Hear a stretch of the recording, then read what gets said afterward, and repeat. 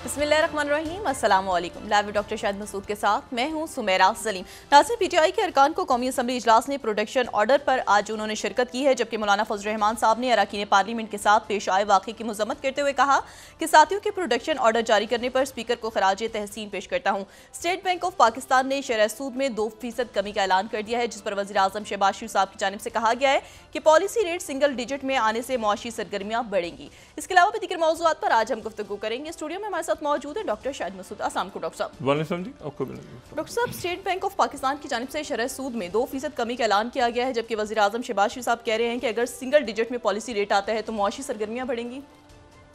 देखिए, इससे मुआशी सरगर्मियाँ तो मुझे नहीं पता कैसे बढ़ेंगी, लेकिन एक तो ये है कि IMF के साथ गालिबन 25 सितंबर की शायद तारीख तय हुई है जी। और अगर वो IMF के साथ हमारा मामला आगे नहीं बढ़ता तो आज जो मेहताब हैदर साहब की भी स्टोरी है आज के अखबार में, वो ये है कि मिनी बजट, एक बड़ा मिनी बजट जो है वो आ सकता है। लेकिन उसमें यह है कि जो अहदाफ हैं वो किस तरह से पूरे तो नहीं कर पाया FBR, और उसमें वही बात है कि टैक्स नेट में आने को लोग तैयार नहीं हैं, और उसकी वजह एक तो वो है ना, जिनको टैक्स देना चाहिए जो टैक्स नहीं देते, वो तो उनको तो हटा दें, जिनको जो बहुत बहुत ज़्यादा कमाते हैं, लेकिन जो सैलरी क्लास है उसके लिए प्रॉब्लम्स हैं, सारा बोझ उन पे है। तो ये लॉन्ग टर्म इकॉनमी के इश्यूज़ हैं। कल तक इसकी वजाहत होगी तो हम देखते हैं कि इसको IMF से कैसे मुज़ाकरात होते हैं, और क्योंकि बहरहाल एक जिसमें था ना कि वो डेट नहीं हो रही और तय नहीं हो रहा उनके साथ मामला, तो वो उस तरफ आगे हम बढ़ रहे हैं। अब देखते हैं कि IMF के साथ 7 बिलियन, लेकिन ये कि जो ज़रूरत है वो बहुत ज़्यादा है और माशी इसलाहत हो नहीं सकती। ये जो अरेंजमेंट है ये उसको नहीं इम्प्लीमेंट कर सकता। तो देखना है कि ये कैसे आगे मामला चलते हैं इकॉनमी के। दूसरी जो बात है, बाकी वो असेंबली वगैरह में तो आज जो है वो मेरा ख्याल ये है कि जो अयाज सादिक साहब की तरफ से आज जो बात की गई, और जो है वो अयाज सादिक साहब की तरफ से भी बात हुई, और बाकी भी जो मुस्लिम लीग नून की तरफ से भी शख्सियात, और वो जो शख्सियात जो हैं वो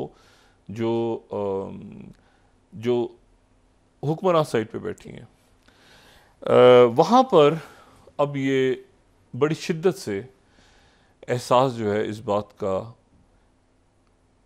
उनके अपने अंदर, और मैं ये कह रहा हूँ कि तकरीबन सब में ये एहसास बहुत मजबूत तर हो रहा है कि हमसे ये सिस्टम नहीं चल रहा।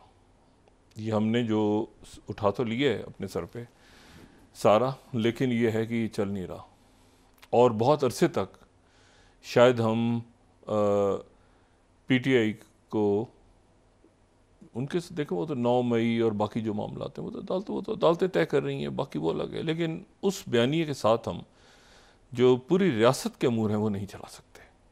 ये बात अब जो है वो आपको मुख्तलिफ शख्सियात की तकारीर से ज़ाहिर होना शुरू हो जाएगी, जिसकी वजह से ये पार्लियामेंट को बचाने का, या जो चार्टर ऑफ पार्लियामेंट और ये बातें सारी हो रही हैं कि आज आपके साथ हुआ कल हमारे साथ भी हो सकता है, और ये और ऐसी तरह की बात है। अब ये कोई बात नहीं कर रहा कि अगले 3 साल या 4 साल पूरे होंगे इस सिस्टम के तहत। इनको भी एहसास है कि अब ये बहुत ज़्यादा मामला, और ये एहसास जो है ये अच्छा है, ये ठीक है एहसास। क्योंकि देखें, ये एहसास हुआ कैसे? पहली बात तो ये कि ये अचानक कैसे हुआ। मामला तो पहले भी चल रहे थे, घन गरज तो हो रही थी ना पहले भी, लेकिन वो घन गरज जो है वो उस दिन जो है उस घन गरज ने उस दिन दम तोड़ दिया। यानी घन गरज तो हो रही थी, ज़ाहिर PTI उधर से भी जलसा हुआ, उधर से भी लोग, जो अलीमीन गंडापुर साहब की जो तकरीर थी उस पर बहुत अक्रॉस द बोर्ड लोगों ने उस पर एतराज़ात उठाए कि भाई ये बात उनको नहीं करनी चाहिए थी। लेकिन उसके बाद जो अगले दिन हुआ, जो पार्लियामेंट में हुआ, और वो जो है वो जनाब वो इस अरेंजमेंट में मौजूद जो वुज़रा हैं या जो हुक्मरान हैं इस वक्त, उनको ही नहीं पता कि क्या हुआ है। वही पूछ रहे हैं अगले दिन कि जी ये क्या हुआ है, हमें यहाँ बुला के CCTV फुटेज से दिखाया जाए। और फिर वो आज जो अरकान जो तहरीक इंसाफ के अरकान थे वो आए और वो जो है उनको पेश किया गया। और अब वो कह रहे हैं जी बाहर से अरेस्ट हुए, अंदर से हुए, मगर ये है कि किसने किया, कैसे किया, ये जो है ये परेशानी की बात तो है ना। देखिए ना, मोहसिन नकवी साहब जो है वो क्रिकेट बोर्ड की मीटिंग, ज़ाहिर है क्रिकेट भी एक इम्पॉर्टेंट इशू है, वो उसको PCB का इजलास कर रहे थे। अब किसने किया, कैसे हुआ, क्या हुआ, वो जनाब एक अजीब सा सवाल। और स्पीकर साहब जो हैं एयाज सादिक साहब, मैंने पहले भी जिक्र किया था, एयाज सादिक साहब उन शख्स, एयाज सादिक साहब जो हैं ये इमरान खान साहब के ज़ाती दोस्त भी हैं, पढ़े भी साथ हुए हैं ये। उससे हट के वैसे बड़े यानी आप समझें कि सुलझी हुई शख्सियत है। लेकिन वो आज उस पर आ गए थे मैं मुझसे ये जितना मेरे ऊपर दबाव है, तो मैं उसमें इशारा उन्होंने ऐसे लगा जैसे वो कह रहे हैं कि मैं छोड़ दूंगा सीट, या इस तरह करके उन्होंने बात की। क्योंकि जाहिर है कि हर तरफ से ये बात हो रही है और जो बेंचेस पे मौजूद लोग हैं उनको भी है कि भाई एक मिनट, ये तो बड़ा अजीब सा मामला हुआ है। अगर उधर से लोग चुके गए और हमें नहीं पता चला तो कल को हम चुके जाएंगे और हमें नहीं पता चलेगा। अजीब सी बात है ना, मतलब ये तो बड़ी अजीब सी बात है। मतलब चुकने वाले तो चुक के किसी को भी ले जाएगा, पता ही नहीं किसी को तो भाई कौन चुका गया, कौन छुट गया, क्या हुआ। तो मुझे जो है ना ये नहीं चल रहा सिस्टम। और एक इसमें हल ये अभी हमारी, इससे हम निकल जाएंगे, ये जो इकॉनमी है ना इंशाल्लाह इससे हम निकल जाएंगे इस इशू के। वो क्योंकि उसमें देखें ये जो डिफ़ॉल्ट वगैरह की बातें, ये तो सवाल ही पैदा नहीं होता, इस तरफ तो है ही नहीं किस्सा। किस्सा बस ये है कि ये बोझ किस पे पड़ता है, आवाम पे पड़ता है या ये बदमाशियों पे पड़ता है। और ये उस वक्त तक ठीक नहीं होगा, आई रिपीट, जब तक एक रुथलेस अक्रॉस द बोर्ड तमाम के तमाम जो इस मुल्क में जो एलीट है उसको शिकंजे में नहीं लाया जाएगा। सियासत को एक तरफ रख के, पसंद नापसंद को एक तरफ रख के, क्योंकि एलीट्स में भी तो आपस में पसंद नापसंद होती है ना, उनकी आपस की भी तो लड़ाइयाँ हैं। जैसे गरीबों की लड़ाई होती है आपस में, उनकी वो चाय की प्याली पे हो जाती है, ठीक है, और जो है वो एक रोटी के ऊपर लड़ाई हो जाती है। तो एलीट जो है उनकी भी तो अरबों खरबों के ठेकों पे होती है ना लड़ाई, तो उनके भी अपने मामले, उनके भी अपने दुख हैं ज़िंदगी के। एक साहब मुझे मिलने में, मेरा बहुत नुकसान हो गया। मैंने कहा जी क्या नुकसान हुआ आपका? कहते हैं नुकसान इस तरह से हो गया कि ये काम जो था इसमें मेरे कोई 8 अरब रुपए बनने थे, तो सिर्फ 5 अरब रुपए कमाए मैं, तो 3 अरब का तो नुकसान हो गया ना मेरा। तो मैंने कहा अच्छा। तो वो इस बात पे दुखी थे कि जो उन्होंने पैसा कमाया 2 नंबरी से, वो 8 की जगह 5 अरब क्यों था। तो उनके अपने दुख हैं। मतलब कुत्ते का बाहर से खाना नहीं आया, शॉर्ट हो गया कुत्ते को छींकें आ रही हैं घर में, वो उधर नौकर मर रहे हैं, उनकी परवाह नहीं, कुत्ते को ज़ुकाम हो गया, उसका इटली से खाना आना था, वो मार्केट में कमी हो गई उसकी। ये उनकी ज़िंदगी के अपने दुख हैं, रोल हैं उनकी लाइफ के। अच्छा बहरहाल, तो ये अक्रॉस द बोर्ड अकाउंटेबिलिटी जो है ये तो होनी है, और ये नहीं होगी और लूटी हुई दौलत वापस आनी है। लूटी हुई दौलत पाकिस्तान से जो बाहर है उसको पाकिस्तान वापस आना है। ये मामला तो होंगे, अकाउंटेबिलिटी, इन्वेस्टमेंट होगी, ऐसे इन्वेस्टमेंट होगी, और उसके बाद रूल ऑफ लॉ होगा। ये सिस्टम कैसे चलेगा, पार्लियामेंट कैसे है, उसके अपने मामलात, अदलिया का एहतसाब। देखें ना पिछले दिनों कितने मामलात हुए हैं अदालत के ऊपर, जज रिज़ाइन कर गए, बाकी अच्छा नहीं तासुर जा रहा। ये सारे मामलात, इस्टेब्लिशमेंट उधर, वो उन्होंने लेफ्टिनेंट जनरल एक जो है वो ज़ेर हिरासत हैं, उधर पता चल रहा है, और बहुत सारे नाम आ रहे हैं, ये हो रहा है, जो भी कुछ हो रहा है, ये अकाउंटेबिलिटी होना ज़रूरी है।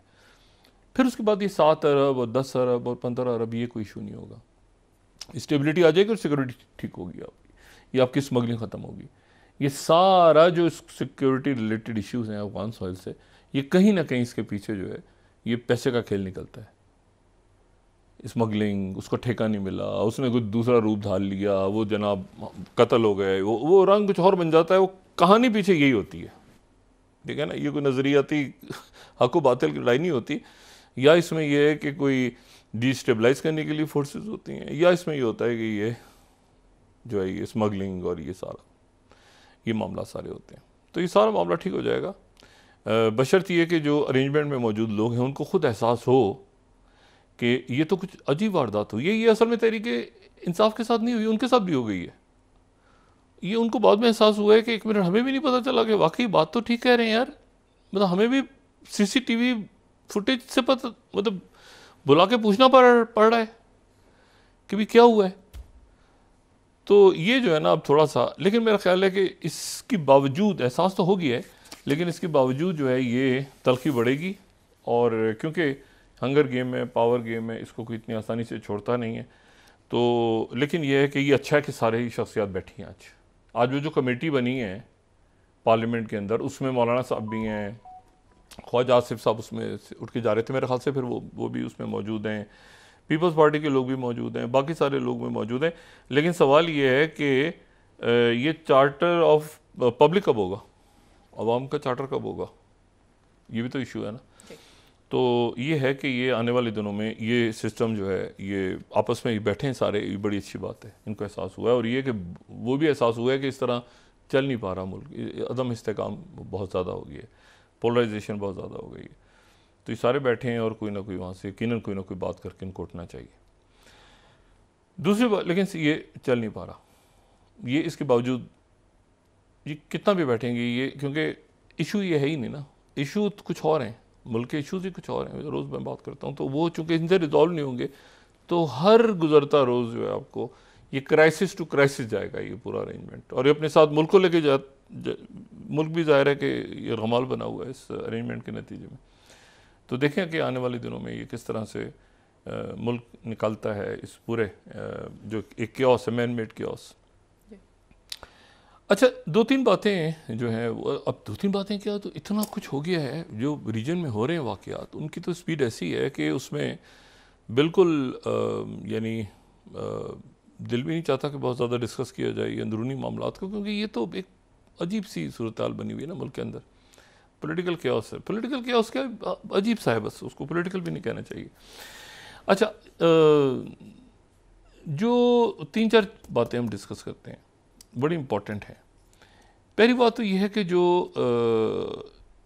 अभी तक वो जो उसके आफ्टर शॉक्स हैं, यानी कैमिला हैरिस और डोनाल्ड ट्रंप की जो डिबेट हुई, तो उसमें उसके आफ्टर शॉक्स जारी हैं अभी तक। और ये बात एक बड़ा दिलचस्प सवाल जो है वो मैंने एक ट्रांसमिशन थी उनकी एक चैनल की, तो उस पर किसी ने बड़ा अच्छा कमेंट ये दिया कि सवाल ये है कि क्या कैमिला हैरिस जीत गई हैं, ठीक है, या ट्रंप हार गए हैं। यानी कैमिला हैरिस जीती नहीं है बल्कि ट्रंप हार गए हैं। मतलब क्या इसको इस तरह से लिया जाए कि कैमिला हैरिस जीत गई हैं, या इसको इस तरह से लिया जाए सिर्फ कि उस डिबेट में ट्रंप हार गए, इस वजह से कैमिला, मतलब वो अभी तक जो है ना वो उसके ऊपर मुख्तलिफ अंदाज में बहस हो रही है कि कैसे मुमकिन और क्या ये पॉसिबल है कि ये डिबेट जो है ये इलेक्शन रिजल्ट्स पे हो और किस तरह से हो और कैसे हो।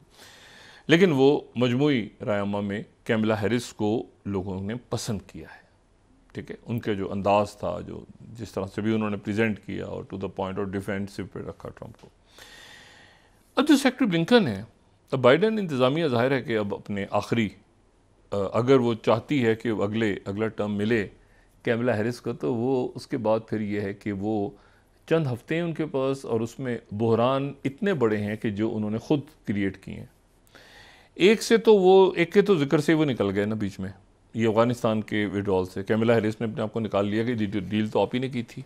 बात एक तरह से दुरुस्त भी है, ये डील उस वक्त हो रही थी, और डील जब ये दोहा में होती थी तो मैं मुस्तकिल रोज़ एक बात कहता था जिसकी वजह से यहाँ नाराज़गी भी पैदा हो जाती थी इस्लामाबाद में। मैं कहता था ये कतर की डील से कुछ नहीं निकलेगा, कतर की डील से कुछ नहीं निकलेगा। शाह महमूद कुरैशी साहब के एक उनका मैसेज आता था टेक्स्ट मैसेज कि आप ये बात क्यों कहते हैं। मैं कहता हूँ यार नहीं निकलेगा इसका, ये यहाँ पे अल्टीमेटली जो है ना ये फटा ही होगा। ये कोई डील बना, वो उस वक्त आपको याद होगा तो डील बन रही थी कि केयर टेकर सा सेटअप बनेगा, उसमें सारी पार्टियाँ होंगी, ये होगा वो होगा, पता नहीं अशरफ गनी होंगे, ये होगा, करजई भी शामिल हो जाएंगे, ऐसा सेटअप बनेगा। मैंने कुछ नहीं होगा, यहाँ फटा होगा आखिर में। बहरहाल तो वो उससे भी निकल गए, लेकिन उसका नतीजा जो है वो पाकिस्तान अभी देख रहा है कि भाई उनकी सॉइल से किस तरह मामला तय होते हैं और क्या नहीं होते। तो हो जाएंगे इंशाल्लाह, इसमें कोई मेरा नहीं ख्याल की कोई प्रॉब्लम होगी ज़्यादा। अच्छा, जो सेक्रेटरी ब्लिंकन है वो जो पहले तो वो बरतानिया पहुँचे और वो हमने डिस्कस किया कि उनकी बड़ी ज़बरदस्त मुलाकात हुई। जो ब्रिटिश सेक्रेटरी हैं, फॉरेन सेक्रेटरी डेविड लेमे, उनके साथ मुलाकात हुई। ये किसी भी बड़े अमेरिकन ऑफिशियल का पहला दौरा था लेबर गवर्नमेंट आने के बाद, और ये उस वक्त हुआ जबकि उससे एक आध दिन पहले ही वहाँ पे MI6 और CIA के चीफ्स ने फाइनेंशियल टाइम्स के एक इवेंट में पहली दफ़ा लाइव लोगों से बातचीत की और वो साथ अपीयर हुए पब्लिक में। फिर उसके बाद ये दोनों सेक्रेटरीज जो हैं ये मिले, स्ट्रेटेजिक डायलॉग हुआ दोनों मुल्कों का, और ये उस वक्त हुआ जब आज मेरा ख्याल है कि अगले चंद घंटों में या कल तक हमारे पास खबर ये आ जाएगी कि प्रेसिडेंट बाइडेन जो हैं उनसे ब्रिटिश प्राइम मिनिस्टर की मुलाकात हुई वाइट हाउस में, ठीक है, स्टैमर की मुलाकात जो है वो वहाँ पे ये दूसरी मुलाकात उनकी होगी बतौर बरतानवी वज़ीर आज़म। अच्छा, वहाँ से ये दोनों जो फिर सेक्रेटरीज़ हैं, फॉरेन सेक्रेटरीज़, ये ब्रिटेन से ये पहुँचे कीव, यूक्रेन, और यूक्रेन पहुँचे। और यूक्रेन आने का तरीका वही है कि ये पोलैंड से ट्रेन में बैठते हैं, लेकिन पोलैंड का वो इन्होंने शो नहीं हुआ कि पोलैंड गए हैं, वरना वो पोलैंड की क़यादत से भी मिलना पड़ता सबको और वो सारा।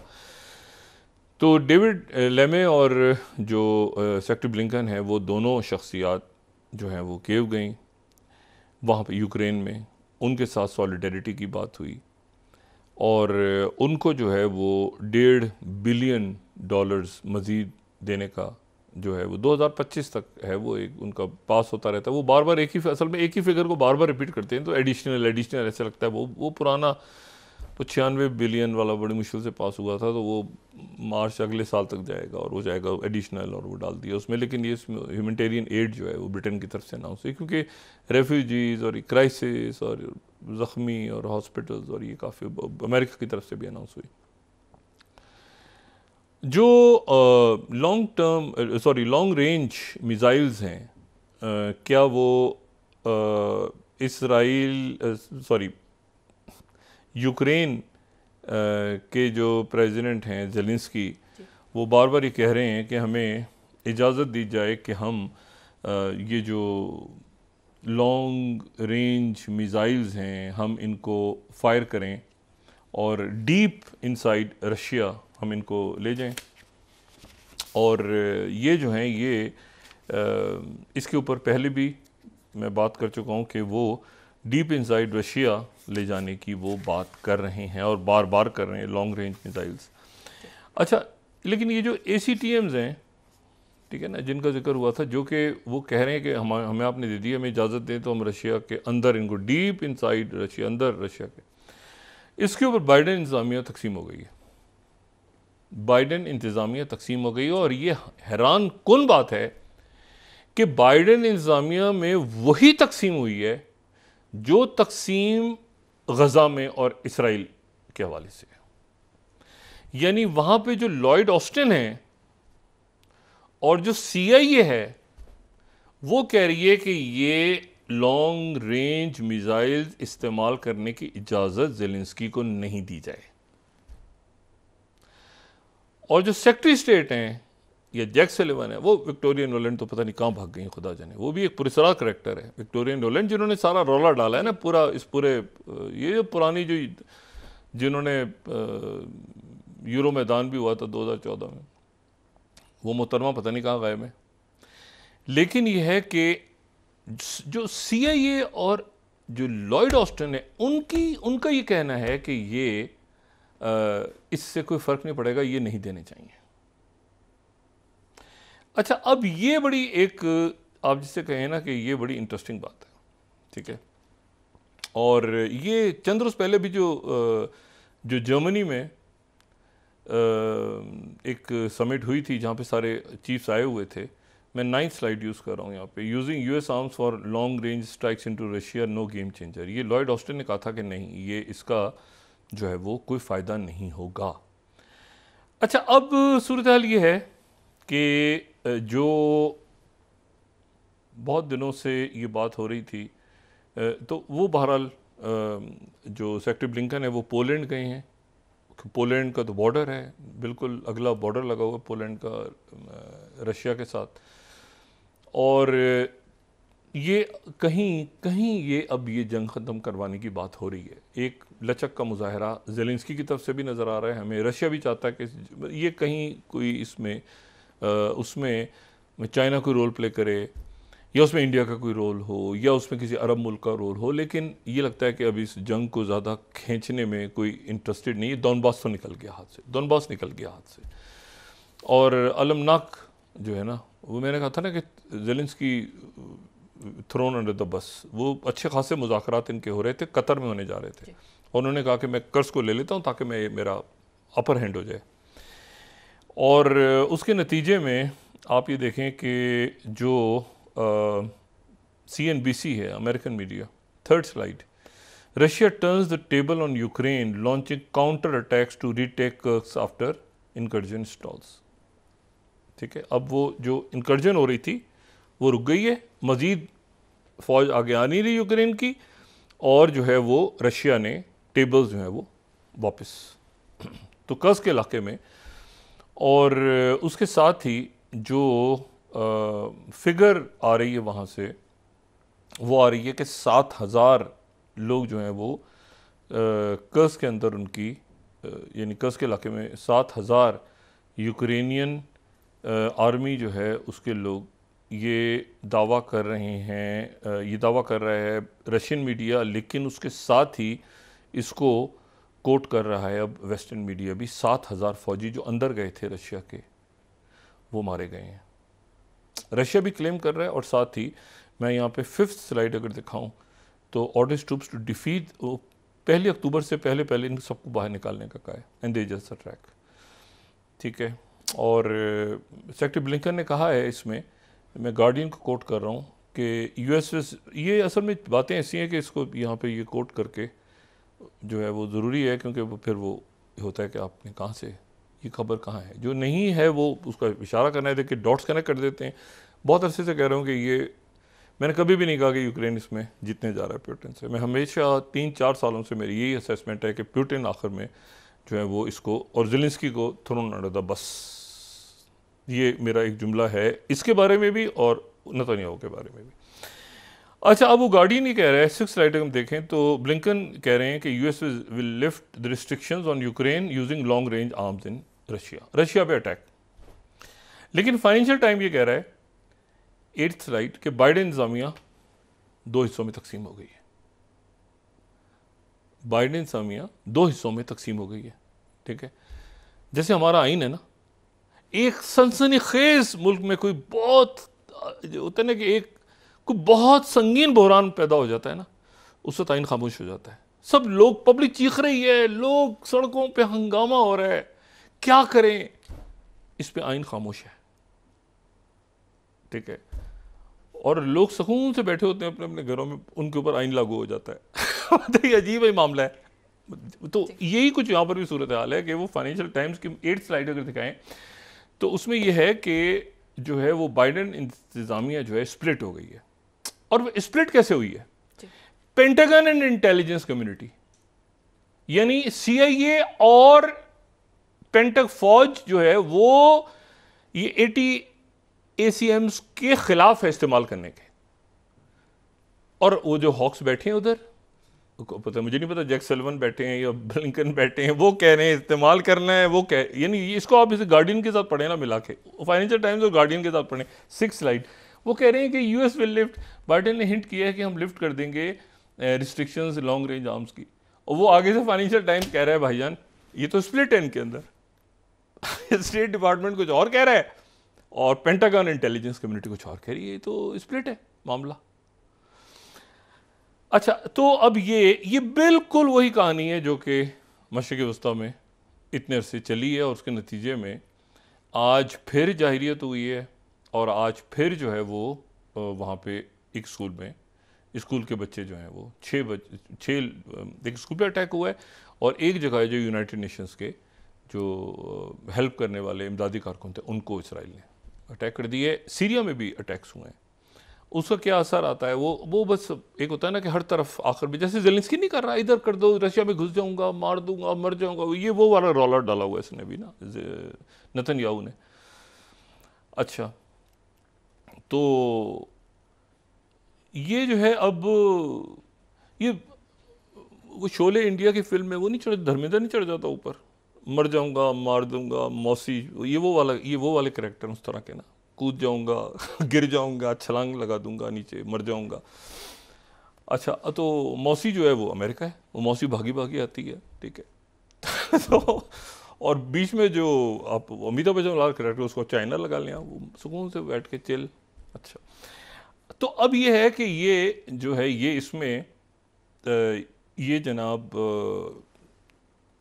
ये जो यूक्रेन का किस्सा है इसकी अब एंडिंग कैसे होगी, इसको क्लोज कैसे, पीस कौन करवाएगा?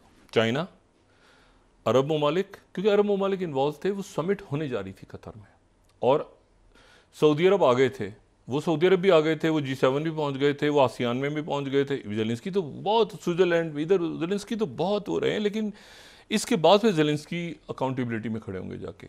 हर दफ़ा आप कर नहीं सकते कि मेरे बाकी लोग, मेरे फ़ौज के लोग करप्ट हैं, मेरा वज़ीर ख़ारजा करप्ट था, मेरा वज़ीर दिफा भी करप्ट था, जो सारे करप्ट थे, तो पैसा किधर गया सारा, ठीक है। तो ये करप्शन, मैसिव करप्शन जो है, पहले भी करप्शन थी बहुत ज़्यादा। तो आपको पता है ये सदर बनने से पहले मज़ाहिया रोल अदा करते थे टीवी ड्रामों में। ये ज़ेलेंस्की का कोई पॉलिटिकल कैरियर नहीं है, ये टॉक शो में कॉमेडियन थे, मतलब एक टॉक शो नहीं, वो जिसे कहते हैं ड्रामा, एक ड्रामे में ही कॉमेडियन का रोल था। बड़ा, मतलब मैं कोई कॉमेडियंस के बारे में कोई बात ऐसी नहीं कर रहा, मैं बता रहा हूँ कि प्रॉपर जो एक अजीब व गरीब किस्म का मस्करा सा होता है ना, ये वो था, इनका कोई पॉलिटिकल कैरियर नहीं है, फिर ये सदर बन गए, पॉपुलर थे।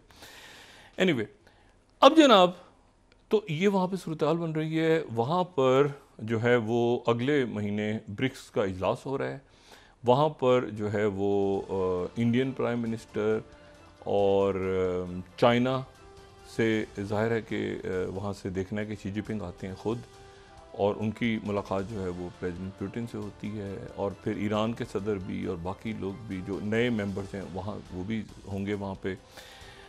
और इस दौरान इस बात के इम्कान हैं कि प्रॉपर स्ट्रेटजिक एक आर्म्स के डिफेंस डील हो जाए, प्रॉपर डिफेंस डील खुल के हो जाए रशिया और ईरान के दरमियान, इस बात के भी इम्कान हैं। इवेंट्स हो रहे हैं बड़ी तेज़ी के साथ, बहुत तेज़ी के साथ, और कहीं दूर खामोशी से सीज़ फायर के ऊपर बात चल रही है। सीज़ फायर का जो मामला है वो ख़त्म नहीं हुआ, क्योंकि ये जैसे ही ये मेरे ख्याल से सेक्रेटरी ब्लिंकन यूक्रेन ख़त्म करते हैं यूक्रेन विज़िट, तो साथ ही फिर पहली जो तवज्जो है उनकी भी और ब्रिटिश सेक्रेटरी की भी और CIA, MI6, सारी दुनिया, वो सब जो हैं वो इसको कि सीज़ फायर की तरफ करवाया जाए। और दोहा में कल रात को एक बहुत अहम मीटिंग हुई है जिसमें इजिप्ट के इंटेलिजेंस चीफ थे, जिसमें उनकी मुलाकात हुई कतर के वज़ीर आज़म और वज़ीर ख़ारजा से, और वहाँ पर जो है वो हमास के जो नायब सरबराह हैं खलील हया, वो भी मौजूद थे। सऊदी फॉरेन मिनिस्टर ने भी कतर का दौरा किया, लेकिन मेरे पास कोई कंफर्म इतला नहीं कि उनकी मुलाकात कतर के रहनुमाओं से हुई है, लेकिन मेरा ख्याल है उनकी मुलाकात हमास के लोगों से डायरेक्ट नहीं हुई, कि शायद हुई हो, मैं उसके बारे में कोई कंफर्म नहीं हूँ। लेकिन ये है कि याह्या सिनवर को उन्होंने कहा है इसराइल ने कि हम सेफ पैसेज देने को तैयार हैं। याह्या सिनवर की तरफ से कोई जवाब नहीं आया इस बात का। आप वक्फा लें, इसके बाद बात करते हैं कि ये किधर जा रहे हैं मामला। जी नाज़रीन, वापस आते हैं एक छोटे से ब्रेक के बाद।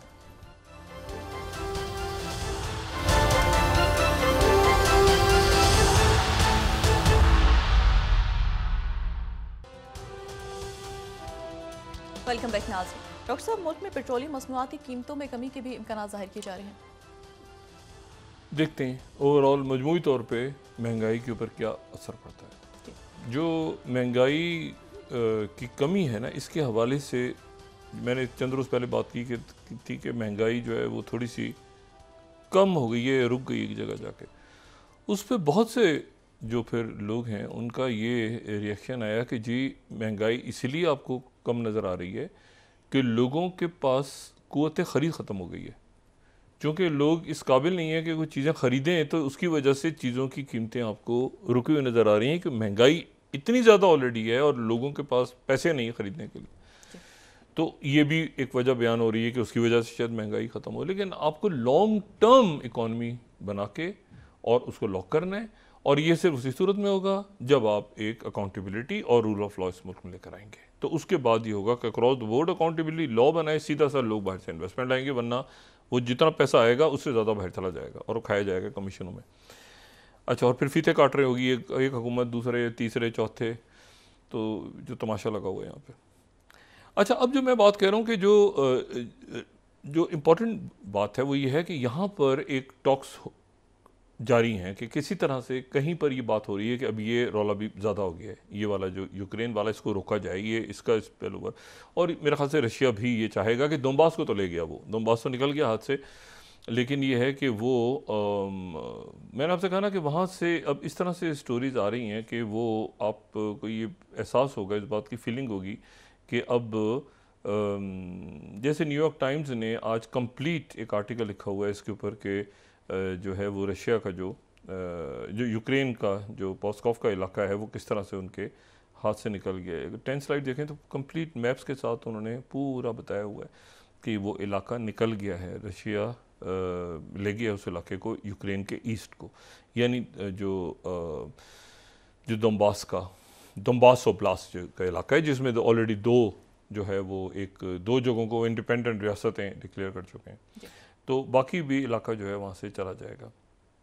और साथ ही CNN ने ऐसे फेंका है उठा के अंडर द बस, वो कह रहे हैं कि जेलों से जराइम पेशा अफराद को लाके, ये न्यूयॉर्क टाइम्स ने आज दिया पूरा, उन्होंने बताया कि ये यहाँ तक दोनबास के इलाके में बिल्कुल जो है वो चारों तरफ से घेर लिया, और ये पूरा जो इलाका, आप देखें कितना थोड़ा इलाका रह गया है दोनबास का, और ये बिल्कुल यूक्रेन का ये जो ग्रे एरिया है जो दरमियान में है यूक्रेन से, ये दोनबास का इलाका है। तो थोड़ा सा दोनबास से क्रॉस करके वहाँ जाएंगे, फिर मेरे ख्याल से टॉक शुरू करेंगे।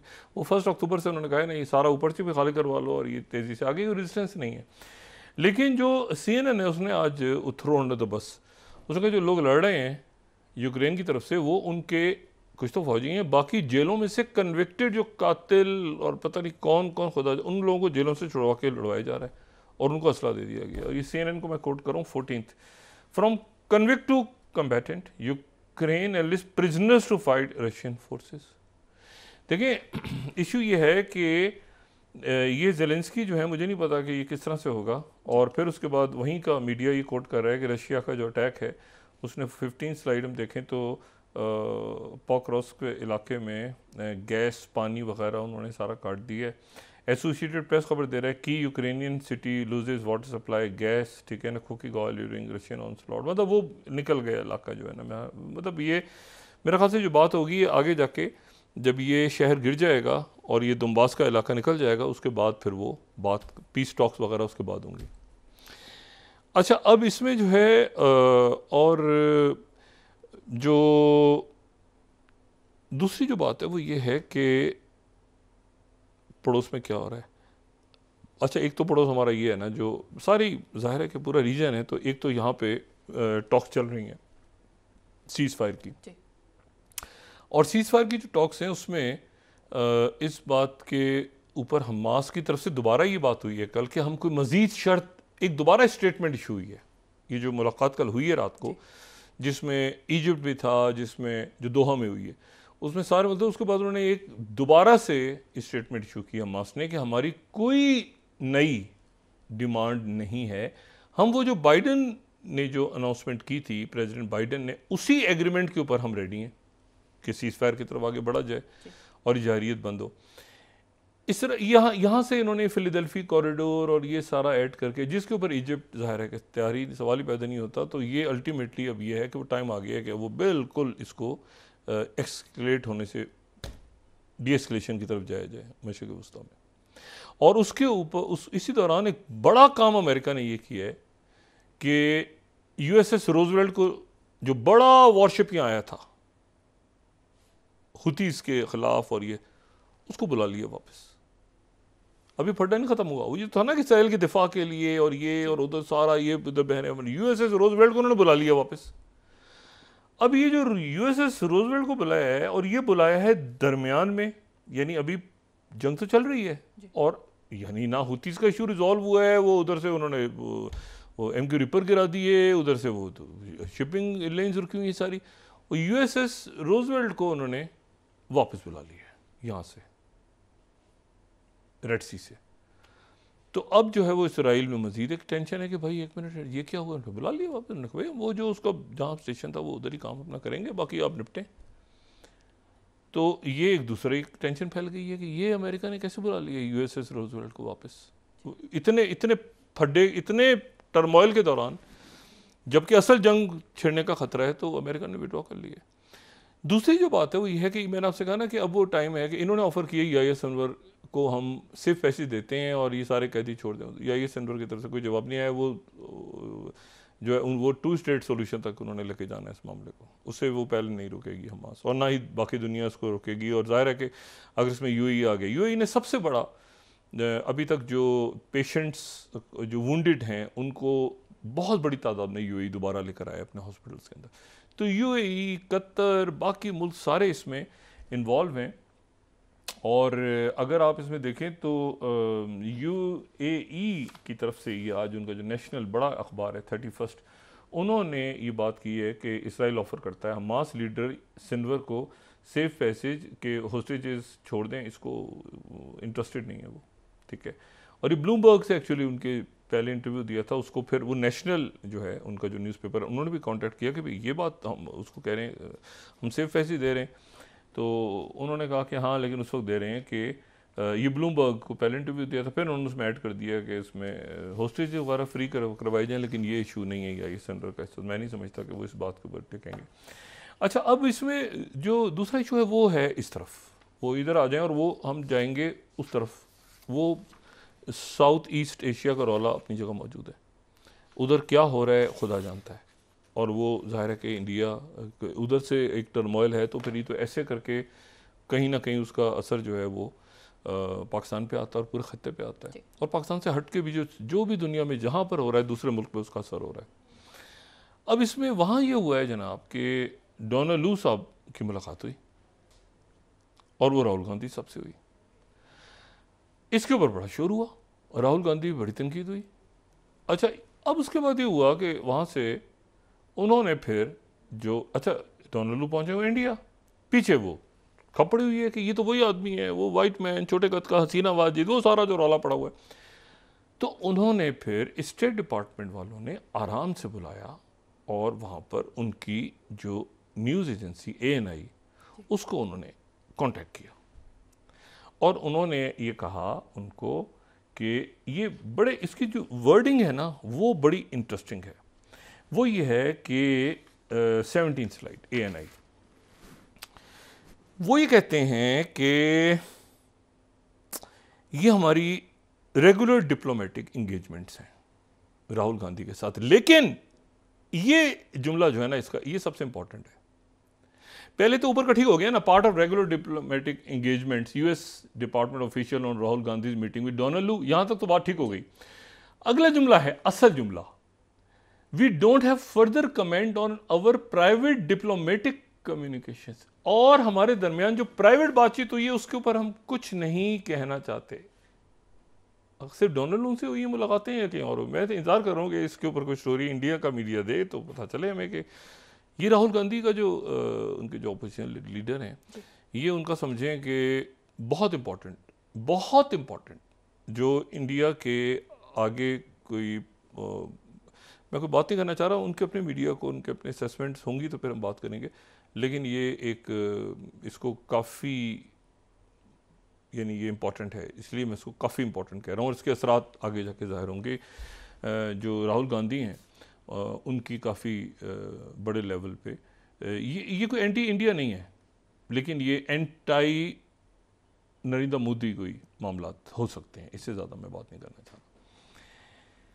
अच्छा, अब ये जो है ये वहाँ पर उन्होंने दूसरी अच्छा, उनके जो खिताब हैं वो बड़े ज़बरदस्त हैं। जो अमेरिका में उनकी गुफ्तगू चल रही है ना, कि मैं मोदी से नफरत नहीं करता, लेकिन ये कि जो 36 इंच की छाती है वो हिस्ट्री बन गई है। ये अब जनाब इंडियन एक्सप्रेस, अब ये जो है वो वहाँ पे लोगों से खुसर पुसर लोग एक दूसरे से पूछ रहे हैं, भाई ये 36 इंच छाती, ये 56 इंच की, सॉरी 36 नहीं 56 इंच की छाती, मतलब ठीक है ना।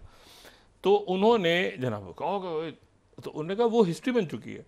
प्राइम मिनिस्टर मोदी ने किसी जगह कहा था मेरे ख्याल से, मैं इसको कल देखूंगा, लेकिन अब ये वहाँ पे डिस्कस हो रहा है कि वो नरेंद्र मोदी साहब के बारे में उन्होंने अमेरिका में खड़े होकर उनको लताड़ दिया।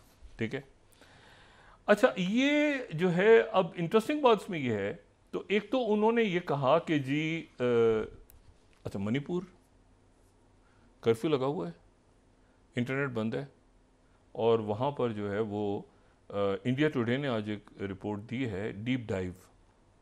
उन्होंने कहा कि असला कौन सा यूज़ कर रहे हैं, उनके पास असला कौन सा है, तो बहुत हाई टेक, ये उनकी 25th स्लाइड है, डीप डाइव, ये पढ़ने वाला उनका इन्वेस्टिगेटिव रिपोर्ट है, high tech weapons behind Manipur bloodshed. अब जो वेपन्स यूज हो रहे हैं, तो इसमें तो ज़्यादा अमेरिकन वेपन्स हैं। इसमें जो एक वेपन है AK-47, वो जो है वो तो AK-47, AK-56 जो है वो मतलब AK-40, ये तो मतलब है कि AK-47 का AK-56 है, उसका चाइनीज़ वर्जन कहते हैं, वो मिला है। बाकी तो सारे जर्मन और अमेरिकन वेपन्स हैं। और फिर जो आखिरी वो इल्ज़ाम लगा रहे हैं वो ये है कि primary service weapon in US military. ये क्या चक्कर है? जो वो देखें AK-47 वाला है ना, वो इंडियन फोर्सेस का चाइनीज़ वर्जन वो, लेकिन जो लास्ट है वो ये क्या चक्कर है? वो कह रहे हैं कि ये primary service weapon in US military. ये क्या चक्कर है? ये क्या चक्कर है? ये कैसे पहुंचा है? तो ये एक मामला ऐसा है, बड़ा गंभीर मामला आते हैं। फिर उसके बाद जो है वो वहाँ पर वो जनाब जिरीबाम के इलाके में वो मतलब आग लगा दी, NDTV को कोट कर रहा हूँ, और ये 26वीं स्लाइड वो टर्मोइल है। लेकिन जो बांग्लादेश है, क्योंकि ये बांग्लादेश का, मणिपुर बांग्लादेश का पड़ोसी है, अब इसको इस तरह से लें कि ये बांग्लादेश का मशरिकी पड़ोसी है, और भारत के साथ ये सिलीगुड़ी कॉरिडोर के थ्रू जुड़ा हुआ है, जहां पर क्राइसिस है, और जहां पर ये बांग्लादेश किसी वक्त भी जो इंडिया को एक ख़तरा है, उनको समझना भी चाहिए कि चाइना और वो बांग्लादेश आके किसी वक्त भी वहाँ पे हैंडशेक कर सकते हैं सिलीगुड़ी कॉरिडोर में। अच्छा, लेकिन इसमें जो इशू है वो ये है कि वहाँ का मीडिया इसको बड़ा, क्योंकि ये उनका पड़ोस है। अब यहाँ वायलेंस, ये बांग्लादेश के पड़ोस उनका कंसर्न है, इंडिया का जो कंसर्न है सो है ये ज़्यादा बांग्लादेश का कंसर्न हो गया। तो वहाँ का मीडिया अब इसको, ढाका ट्रिब्यून जैसे मैं दिखाऊँ 27, वो कह रहे हैं कि गवर्नर जो है आसाम चले गए, स्टूडेंट प्रोटेस्ट, मतलब वो अब इसको बांग्लादेश अपने लिए क्राइसिस समझ रहा है कि ये क्या रौला हमारे, ये यहाँ पे मणिपुर और उधर से, ये मतलब है कि वो बांग्लादेश अब एक आज़ाद खुद मुख्तार रियासत है, वो इसको अपने हवाले से देख रहे हैं कि भाई ये सारा रौला इधर जो ये बीजेपी वाले CM ने आके वो, अच्छा बिरेन सिंह जो है वो उधर मणिपुर के CM हैं, वो कश्मीर के ऊपर इलेक्शंस के ऊपर प्रेस कॉन्फ्रेंसें कर रहे हैं, मतलब वो अजीब एक इशू है वहाँ पे जो है ना, वो वक्त के ऊपर एक काम ना किया जाए ना, ये 3-4 साल पहले डायलॉग करके इसको बहुत आसानी के साथ ये मीतीस कुकीज़ का इनके कोई मीटिंग्स करवा के जैसे तैसे करके गवर्नर रूल लगाते कुछ करते, लेकिन अब मामला हाथ से निकल गया। अब जनाब इशू ये है कि वो वहाँ पर बीजेपी कैसे बैठी है भाई, ये तो मतलब वो बीजेपी जो गलियाँ थे वो उनका CM बैठा है, वो पड़ोस है इनका, तो वो वहाँ पर वो एक मामला वो उसको बड़ा बगौर देख रहे हैं कि भाई हमारे पड़ोस में क्या हो रहा है, हमारे मशरिक में क्या हो रहा है। मतलब अभी ये बांग्लादेश की लुक ईस्ट पॉलिसी है, मणिपुर जो है it's look east of Bangladesh, ठीक है। इंडिया की लुक ईस्ट में तो बांग्लादेश आ गया ना, तो बांग्लादेश के लुक ईस्ट में अब मणिपुर है, ठीक है। तो ये एक, पहले तो वो लुक ईस्ट में बांग्लादेश को साथ ही लेते थे ना कि तो हम ही हैं, हसीना वाजिद हैं तो हम एक ही बात, अब वो बिल्कुल ही मुख्तलिफ माहौल है वहाँ का। तो ये जो है अब इस पूरी पिक्चर में यहाँ पर अब देखना ये है कि इसमें इम्पॉर्टेंट रोल एक तो कतर का, अगर ये सीज़ फायर, बाइडेन इंतज़ामिया, मैं आपको बताऊँ, अगर ये सीज़ फायर हो जाता है, अगर सीज़ फायर होता है गज़ा का, और अगर किसी तरह से ब्लड शेड यूक्रेन रशिया के दरमियान रुकता है तो कैमिला हैरिस ऐसे उनका जो ग्राफ ऐसे ऐसे यूं ऊपर जाएगा कि ये दो जंगें जो उन्होंने छेड़ी हैं अपने वक्त में, वो उसको किसी ना किसी जगह पर वो रोक के गए। वरना वो जो ट्रंप है ना, जो कह रहा है कि मैं इसको अपने, अच्छा उधर नेतन्याहू की एक ही ख्वाहिश है कि ट्रंप आ जाए, ठीक है, वो पता नहीं क्या है ट्रंप का, असल में पता ही नहीं कि ट्रंप का जहन क्या है इस वक्त, क्योंकि उसके पास क्या हाल है, ठीक है ना। तो वो जो है वो जो किसी को कुछ नहीं पता कि ट्रंप को भी नहीं पता कि मैंने क्या करना है। इशू ये कि उससे पहले ये दो अगर इश्यूज़ को रिजॉल्व ये कर देते हैं और ये टू स्टेट की तरफ मामला चला जाता है, जो कि स्टेटेड पॉलिसी पूरी दुनिया की है अब, और ये एट्रोसिटीज़ ख़त्म होती हैं, और उसके साथ ही किसी न किसी अंदाज में कोई पीस एग्रीमेंट रशिया और यूक्रेन के दरमियान कोई पीस एग्रीमेंट, कोई स्टार्ट हो, बैठक हो, कोई कॉन्फ्रेंस हो, कोई समिट हो, उधर से रशियंस भी आ जाएं, उधर से यूक्रेनियंस बैठ जाएं आके, जैसे इस्तांबुल में हुई थी, लेकिन वो फिर बात आगे नहीं बढ़ी 2022 में। लेकिन ये है कि इसको थोड़ा सा मेरा ख्याल है कि अगर बाइडेन इंतज़ामिया चाहे, और जो माहौल बना हुआ है पूरी दुनिया का, तो उसमें कैमिला हैरिस के लिए कम मसाइल छोड़ के जाएंगे। वरना कैमिला हैरिस के लिए तो ये ऑलरेडी होगा ना, जो जराइम हुए हैं, जो जाहिरियत हुई है, वो तो कैमिला हैरिस के ऊपर जाएगी। तो बेहतर ये है कि वो भी पुश कर रही होंगी इस वक्त डेमोक्रेट्स को कि ये जल्दी ख़त्म करवाओ मेरी जाने से पहले, ताकि ये जो बड़े मियाँ जा रहे हैं बाइडेन साहब, ये जाते जाते जो है ये मेरे मत्थे ना डाल के जाएँ सारे मामला। जी बहुत शुक्रिया डॉक्टर साहब। नाज़रीन, इसके साथ ही आज का प्रोग्राम अपने इख्तिताम को पहुंचा। मुझे सुमेरा सलीम को इजाज़त दीजिए। अल्लाह ने के बाद। जी डॉक्टर साहब। अपने दोस्तों रिश्तेदारों, ये डोनाल्ड लू क्यों मिला? डोनाल्ड लू क्यों मिला राहुल गांधी से, और ऐसा उन्होंने क्यों कहा कि जो प्राइवेट कन्वर्सेशन हुई है उसके ऊपर हम, इसका मतलब है किसी ने पूछा तो नहीं ना कि क्या हुई है, उन्होंने कहा जो प्राइवेट है वो हमारी प्राइवेट है। ये उन्होंने ख़ास जुमला ऐड किया, इसको कहने की ज़रूरत नहीं थी। अपने दोस्तों रिश्तेदारों गिरदो नवाह के लोगों का सब ख्याल रखिएगा। अल्लाह हाफ़िज़।